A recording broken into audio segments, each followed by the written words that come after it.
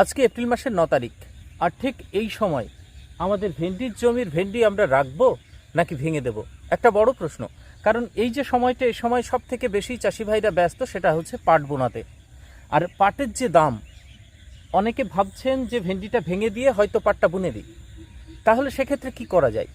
দেখুন, প্রথমে আপনাদেরকে জানাই, কিছুদিন আগে 4-5 দিন আগে ভেন্ডির দাম কমতে কমতে মোটামুটি 12 টাকা পর্যন্ত চলে এসেছিল, প্রতি কিলোর দাম 12 টাকা। এবার 2-3 দিন 10-12 টাকা মতো ছিল, তারপরেই আবার 15 টাকা হয়, আর কালকে হয়েছিল 20-22 টাকা। এইরকম এই 20-22-25-এর ভিতরে এখন আবার দাম চলে এসেছে। আর এখন আপনার জমিতে যে পরিমাণে ভেন্ডি উঠবে, এখন তো খরচ কম, মানে সপ্তাহে একদিন আপনি সাদামাছির ওষুধ দিন, গাছ যথেষ্ট শক্ত হয়ে গেছে, সাদামাছিতে তেমন কিছু করতে পারবে না। আর থ্রিপসের ওষুধ সপ্তাহে একদিন দেবেন, তার সঙ্গে একটু লেদা পোকা যেটা মাথা খায়, ছিদ্র করে, ফল ছিদ্রকারী পোকা, ওই থ্রিপসের সঙ্গে একটু সাদামাছি লেদা পোকা মিশিয়ে আপনি 7-8 দিন বাদে একবার করে স্প্রে করুন, আপনার জমিতে আর কোনো সমস্যা থাকবে না। আর সারের কথা বলতে গেলে, সারের পরিমাণও কিন্তু এখন দামি সার কিচ্ছু দেওয়ার দরকার নেই। এই যে সেচ দিয়েছি, এখন ইউরিয়া দেব, যে ইউরিয়া দেব গাছের একদম কালো মেঘের মতো হয়ে উঠবে, আবার ভেন্ডিগুলো আমার চকচকে সবুজ হয়ে যাবে। তো এই সময় সার হিসাবে আমাদের শুধুমাত্র ইউরিয়া ব্যবহার করলেই যথেষ্ট। এবার বারে বারে ইউরিয়া নয়, আপনি যদি দীর্ঘদিনের জন্য রাখতে চান, ধরুন আরও বেশ কিছুদিন আপনি 1 মাস ধরে তুলতে চান, 1-1.5 মাস ধরে, বর্ষার আগ পর্যন্ত, তাহলে সেক্ষেত্রে আপনাকে দানা সার 15-15-15, 14-35-14 এই ধরনের সারগুলো আমাদেরকে কিন্তু কিছু অনুখাদ্য এগুলো মিশিয়ে মাসে বা 20 দিন অন্তর একবার আপনাকে দিতে হবে। আর যেহেতু এই ফলটা আমাদের প্রত্যেক দিন বা একদিন বাদে গ্যাপে গ্যাপে আমরা তুলি, তাহলে এই যে ফলগুলো প্রত্যেক দিন তুলতে হয়, সেই সমস্ত ফলের ক্ষেত্রে আমাদের জমিতে কিছু ক্যালসিয়াম দিতে হয়। তো ক্যালসিয়াম নাইট্রেটের যে সাদা দানাটা পাওয়া যায় না, সেই দানাটা আপনারা দিতে পারেন, আর তার সঙ্গে কিছু ম্যাগনেসিয়াম আর বোরন, এই 3টে আপনারা মাসে একবার দেবেন। তো 1 বিঘা জমিতে আপনারা 5 কিলো ক্যালসিয়াম নাইট্রেট দিন, 5 kilo calcium nitrate, 1 kilo boron যেটা 10.5%, আর 1 কিলো ম্যাগনেসিয়াম সালফেট, এটা আপনারা দিন। তাহলে দেখবেন আর গাছের কিচ্ছু লাগবে না। মাঝে মাঝে ইউরিয়া, আর যখন দেখবেন গাছ বেশি জোরাল হয়ে যাচ্ছে, সেক্ষেত্রে আপনারা পটাশ ইউজ করবেন। এই হচ্ছে সার ব্যবস্থাপনা। যে কীটনাশকে সবথেকে ভালো কাজ পেয়েছি সেটাও আপনাদেরকে জানিয়ে দিই। দেখুন, স্পাইনোটেরাম, ডাইফেনথিয়রন এই গ্রুপের একটি কীটনাশক দেবেন। তাহলে ছোট ছোট যে চুলচুলে পোকাগুলো আছে, যেগুলো পক্স তৈরি করে ভেন্ডির গায়ে, অর্থাৎ কুড়ে খেয়ে সাদাটে মতো করে দেয়, সেই রোগটা আপনার হবে না। স্পাইনোটেরাম অবশ্যই দিতে হবে, তার সঙ্গে ডাইফেনথিয়রন। সে ওষুধটার নাম হচ্ছে ট্রাসিড, আদামা কোম্পানির ট্রাসিড। আর তার সঙ্গে লেদা পোকা, মানে ছিদ্রকারী, ফল ছিদ্রকারী যে পোকা আছে, সেটা মারার জন্য কোরাজেন আপনারা ব্যবহার করবেন। 10 লিটার মানে 15 লিটার জলে 5 ml, 5 ml দিলে মানে একটু বেশি হয়, আপনি 4 ml পর্যন্ত ব্যবহার করতে পারেন। তো ট্রাসিড 12 ml মতো, 5 ml মতো কোরাজেন দিয়ে সুন্দর করে স্প্রে করে দিন সন্ধ্যার আগে বা বিকালের দিকে। দেখবেন আপনার 10 থেকে 12 দিন আর কোনো ওষুধ আপনার দিতে হবে না। আর গাছ যদি অতিরিক্ত জোর হয়ে যায়, ওপরে একটু 0050 অথবা 05234 সঙ্গে একটু বোরন মিশিয়ে স্প্রে করবেন, তাহলে গাছটা বাঁধনের ভিতরে থাকবে, পাতা বেশি নরম হবে না, আর এই ছিদ্রকারী পোকার আক্রমণও কিন্তু তখন কম দেখা দেবে।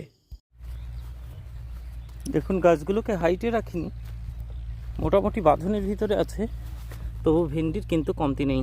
কত সুন্দর সব ভেন্ডি হয়ে আছে, খেয়াল করেছেন? দাম এখন 25 টাকা কেজি, ভালো ভেন্ডিগুলো, দাম দেখলেই বুঝতে পারবেন। আর গাছের ধরন আপনাদের অল্প একটু দেখাই, এটা হচ্ছে আপনাদের সেই 517 জাত। এই দেখুন এখন ধরছে কেমন, নিচ থেকে ধরা শুরু হয়েছে একদম মাটির কাছ থেকে, তাই না? এই দেখুন, তো ধরন নিয়ে কোনো প্রকারের কথা, কোনো প্রকারের আপনাদের কনফিউশন থাকবে না। এত সুন্দর জাত এটা, বসে বসে সুন্দরভাবে লাইন দিয়ে এখানে বসে বসে কিন্তু ভেন্ডিগুলো তুলতে পারছি। আর ভেন্ডিতে এখনও কিন্তু পক্সের দেখা নেই।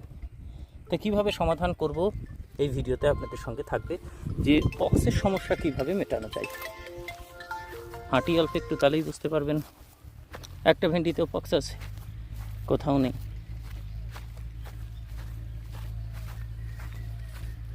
চলুন উপরের ক্যারিতে দেখুন ওষুধ দেওয়া হবে, দেখাই আপনাদের। এখানেও কোনো পক্স আছে, কোনো পক্স নেই। এই দেখুন কত সুন্দর ছোট ছোট গাছে শুধু ভেন্ডি ভেন্ডি, নিচে এবং উপরে। জল দিয়ে সার দিয়ে দেবো, আবার গাছের চেহারা কিন্তু এবার বদলে যাবে।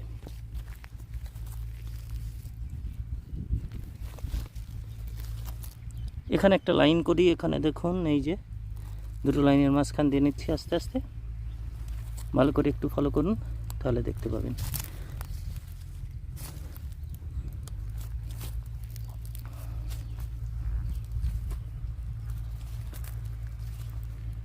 এইরকম হয়েছে, দারুণ।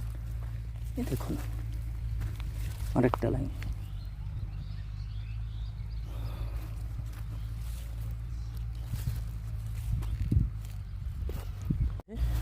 তবু ভেন্ডির কিন্তু কমতি নেই, কত সুন্দর সব ভেন্ডি হয়ে আছে, খেয়াল করেছেন?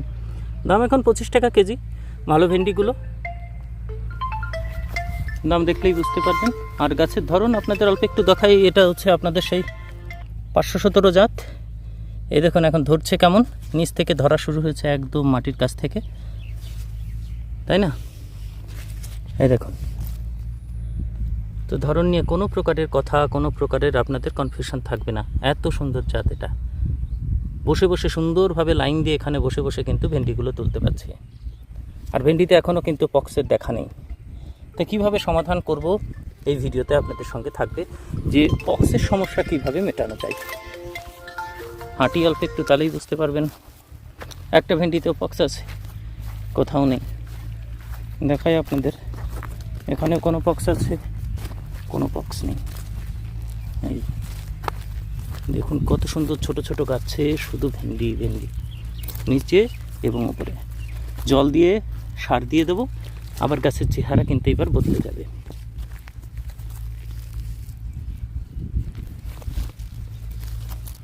এখানে একটা লাইন করি, এখানে দেখুন এই যে দুটো লাইনের মাঝখান দিয়ে নিচ্ছি আস্তে আস্তে।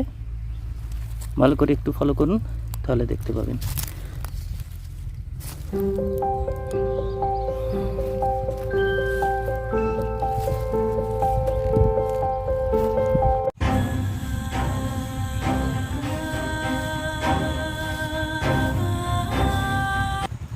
তাহলে আমি তো ভাঙছি না, একদম ইউরিয়া দিচ্ছি, এর সঙ্গে আর কিচ্ছু মেশাচ্ছি না, কারণ এখন সব থেকে কম খরচ করব।